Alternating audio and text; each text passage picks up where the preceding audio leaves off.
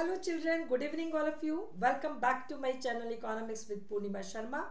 And before starting today's topic, I want to make a request to you all that please subscribe, like if you are understanding the concept well here, so that I can give my best for you, right?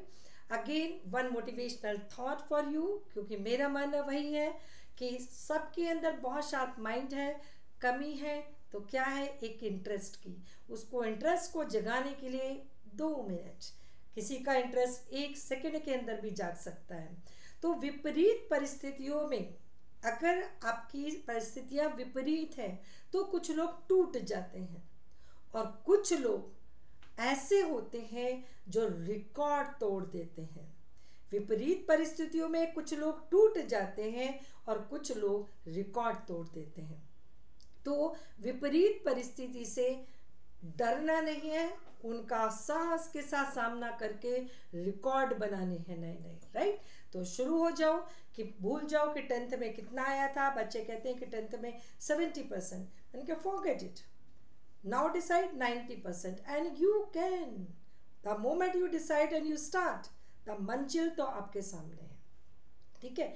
अब आ जाइए, आज का topic मैंने आपको foreign trade तक पढ़ाया था, first chapter on the eve of independence. Now I am teaching you, this is demographic, here profile, demographic profile of India. पहले डेमोग्राफिक का मतलब समझो, बच्चों को पता ही नहीं होता डेमोग्राफिक है क्या। डेमोग्राफिक मतलब फीचर्स ऑफ पॉपुलेशन, ठीक है, कि जो पॉपुलेशन है उसके क्या फीचर्स है, that is demographic profile of a nation, right. अब आ जाइए, ये कैसी थी, ठीक है, on the eve of independence में बात कर रही हूँ। तो सबसे पहला सेंसेक्स कौन से ईयर में हुआ था, ये ईयर इंपॉर्टेंट है, 1881। क्या हुआ था, सेंसेक्स। सेंसेक्स मतलब कि पॉपुलेशन को कैलकुलेट किया गया था कि कितनी पॉपुलेशन इंडिया में है। नेक्स्ट ईयर इसमें 1921, ये ईयर्स आते हैं 1 मार्कर में। 1921 is known as year of great divide. Great divide, इसको ईयर ऑफ ग्रेट डिवाइड क्यों कहते हैं, इस पर 3 मार्कर तक का क्वेश्चन पूछा जा सकता है। इसको ईयर बेटे ग्रेट डिवाइड बोलते हैं क्योंकि जो हमारी डेमोग्राफिक ट्रांजिशन थ्योरी है उसके how many stages are there, 4 stages. अगर मैं रफली आपको बना के दिखाऊं, this is first stage, second stage, third and fourth, right. First, second, third and fourth stage. This is birth rate and this is death rate, right. Initially in the initial level of development both remain high, देख रहे हो ना, death rate भी आई है और birth rate भी आई है। जब डेथ रेट के साथ बर्थ रेट के साथ डेथ रेट भी आई होगा बच्चों, तो obviously growth of population will be slow, ठीक है। अब आ जाइए, इसके बाद सेकेंड में लोग क्या, इकोनॉमी कंट्री क्या करता है, आपका हेल्थ इंफ्रास्ट्रक्चर डेवलप करता है। हेल्थ इंफ्रास्ट्रक्चर डेवलप करता है तो धीरे धीरे डेथ रेट डाउन होनी शुरू हो जाती है, ठीक है, और डाउन डाउन डाउन होती जाती है, राइट। और बर्थ रेट उसको ऑल ऑफ ए सडन बच्चों चेंज नहीं किया जा सकता क्योंकि वो माइंडसेट से रिलेटेड है, उसके लिए टाइम लगता है लोगों के थॉट्स को चेंज करने में। तो बर्थ रेट जो है वो हाई रहती है, ठीक है, हाई रहती है। तो क्या हुआ, ग्रोथ ऑफ पॉपुलेशन क्या होनी शुरू हो गई, बढ़नी शुरू हो जाती है, ठीक है। फिर धीरे धीरे करके ये गिरना शुरू होती है और फोर्थ स्टेज में दोनों ही क्या होती है, लो होती है, ठीक है। बर्थ रेट भी, ये बर्थ रेट है और ये डेथ रेट है, राइट। बर्थ रेट और डेथ रेट दोनों ही लो होती है। और क्या होता है, फर्स्ट स्टेज में भी पॉपुलेशन का ग्रोथ रेट कम है, फोर्थ स्टेज यानी कि जब कंट्री डेवलप्ड हो जाता है तभी भी क्या है, पॉपुलेशन का ग्रोथ रेट क्या है, स्लो है, ठीक है। लेकिन यहाँ पे रीजन क्या है, लैक ऑफ डेवलपमेंट, और यहाँ पे रीजन क्या है, development, right. This is the reason. अब ये 21 ईयर पे आ जाइए। 21 ईयर ऑफ ग्रेट डिवाइड क्यों कहते हैं बच्चों, इस ईयर में जो इंडिया की पॉपुलेशन है फर्स्ट स्टेज से सेकंड स्टेज में एंटर की थी, ठीक है, ये 1921,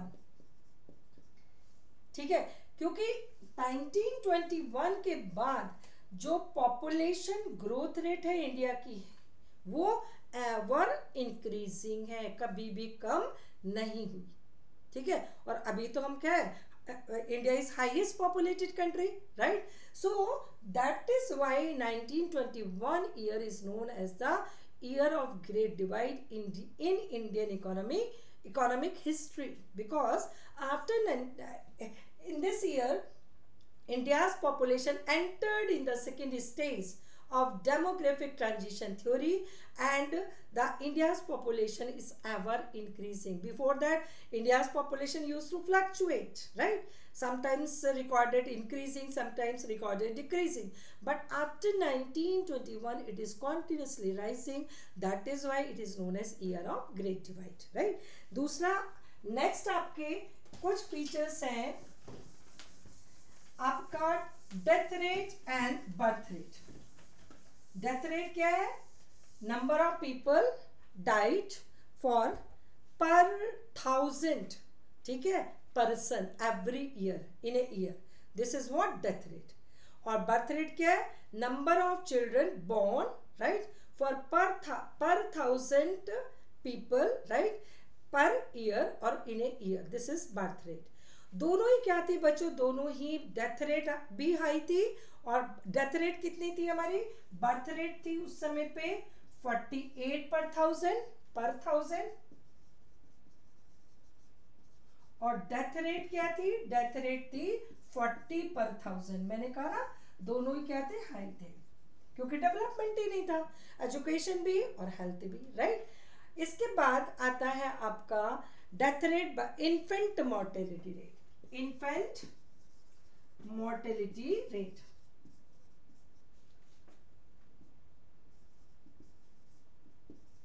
इन्फेंट मोर्टेलिटी रेट क्या है बच्चों? कि द नंबर ऑफ चिल्ड्रन, ठीक है, died before completing the age of 1 year, right, that is also estimated for per 1000 children taking birth, कि 1000 बच्चों ने जन्म लिया, उसमें से कितने बच्चों की डेथ हो गई, राइट, एक साल में। तो ये क्या होती है? IMR, infant mortality rate.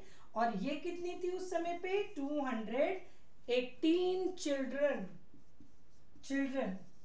used to die before even celebrating their first birthday, right, before completing the 1 year, right? So that was recorded, and it has reduced, right?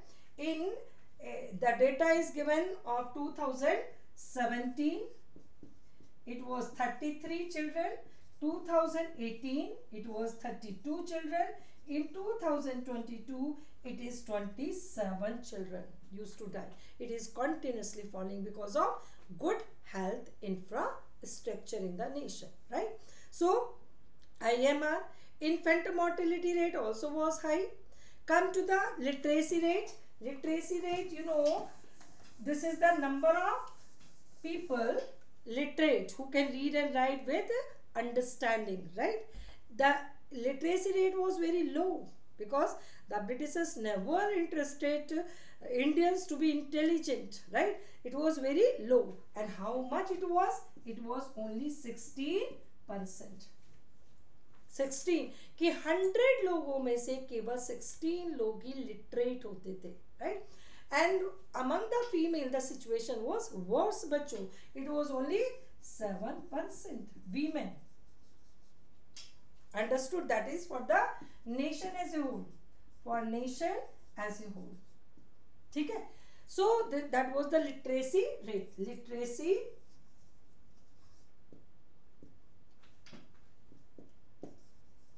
Right.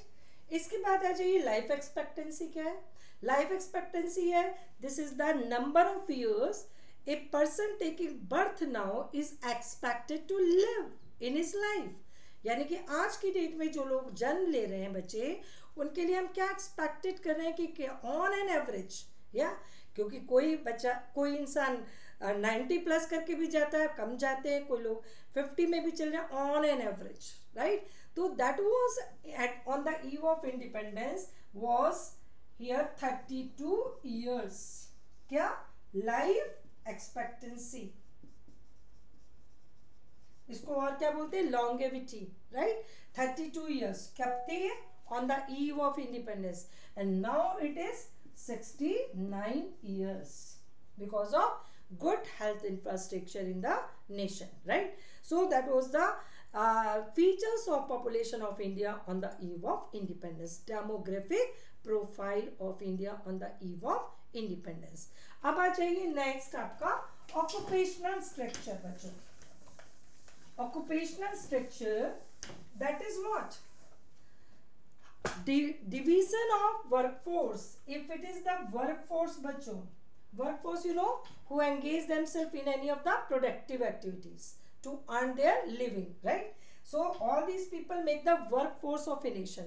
So if it is workforce बच्चों of India on the eve of independence, how it was distributed, right, among the primary, secondary and tertiary sector. That is, you know, primary sector used to give the employment to the maximum number of people, right? So 70 to 75 ये आपका 50 हो गया, लगभग 70 to 75% people engaged in primary sector, right? They engaged in agriculture, right? And in secondary sector, here that is 12% I think, and here it is 19% in tertiary sector. You can see that secondary sector least, the same reason, क्योंकि secondary sector में क्या था, Britishers चाहते ही नहीं थे कि हम लोग इंडस्ट्रीज सेटअप करें, ठीक है। तो सेकेंडरी सेक्टर में सबसे कम पॉपुलेशन एंगेज थी, क्योंकि सेकेंडरी सेक्टर हमारा डेवलप नहीं था बच्चों। और ट्रेजरी सेक्टर में ज़्यादा क्यों थी, क्योंकि कुछ इंफ्रास्ट्रक्चर फैसिलिटीज़ उन्होंने अपने फ़ायदे के लिए डेवलप की थी, जैसे ट्रांसपोर्ट, कम्युनिकेशन, पोर्ट, रोड्स, ये सब डेवलप किए थे, तो उसमें आपकी ज़्यादा थी। ये बच्चों पर 15% है, ठीक है, 15% इन सेकेंडरी सेक्टर एंड 20%, ये यहाँ पर डेटा थोड़ा सा चेंज करो, 20% in tertiary, and primary sector, that is 70 to 75%. That was occupational structure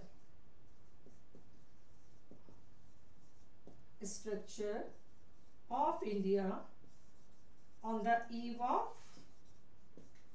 independence, right? This is the occupational structure. इसके अलावा आपको पता है ऑक्यूपेशनल स्ट्रक्चर में और क्या फीचर्स थे, predominance of primary sector, it is clearly visible, ठीक है, कि 70 to 75% of workforce engaged in agriculture, right. इसके अलावा सेकेंडरी में का सब लीज था, that second feature, and after that regional imbalances, ठीक है। कुछ स्टेट्स ऐसे थे बच्चों जहाँ पे जो डोमिनेंस था workforce in primary sector started declining, कि जो प्राइमरी सेक्टर में जो लगे हुए लोग थे वो धीरे धीरे किधर शिफ्ट होना शुरू हो गए थे, सेकेंडरी सेक्टर में और टर्शियरी सेक्टर में, ये यहाँ से इधर शिफ्ट होना शुरू हो गए थे। वो स्टेट कौन कौन सी थी, केरला थी, ठीक है, आंध्र प्रदेश थी, कर्नाटका था, राइट, तमिलनाडु था, महाराष्ट्र था, वेस्ट बंगाल था। ये क्वेश्चंस 1 मार्कर के लिए बहुत इंपॉर्टेंट होते हैं बच्चों, राइट। लेकिन कुछ स्टेट ऐसे थे जहाँ पे एग्रीकल्चर पे जो डिपेंडेंसी थी उसने राइजिंग ट्रेंड दिखाया, वहाँ पे लोग एग्रीकल्चर में जो एंगेज थे वो बढ़ रहे थे। उन स्टेट्स में कौन कौन सी स्टेट्स थी बच्चों, उड़ीसा था, राजस्थान था और पंजाब था। इन्होंने वर्कफोर्स जो उनकी थी एग्रीकल्चर में लगी हुई वो बढ़ रही थी, जबकि again I am repeating, Tamil Nadu, Karnataka, Kerala, Andhra Pradesh, ये स्टेट कौन सी थी जिसमें लोग प्राइमरी से शिफ्ट होकर सेकेंडरी और टर्सरी में जा रहे थे। क्यों जा रहे थे वैसे, क्यों, क्योंकि ये सेक्टर डेवलप होना शुरू हो गए थे इन स्टेट्स में, तो लोग यहाँ से डाइवर्ट होके इधर शिफ्ट होना शुरू हो गए थे, ठीक है, तो ये आपका आज मैं पढ़ाऊंगी इंडियन इकोनॉमिक डेवलपमेंट में, और इसको रिवाइज करेंगे अच्छे से। And have a nice day, be good citizen, good human being, God bless you all.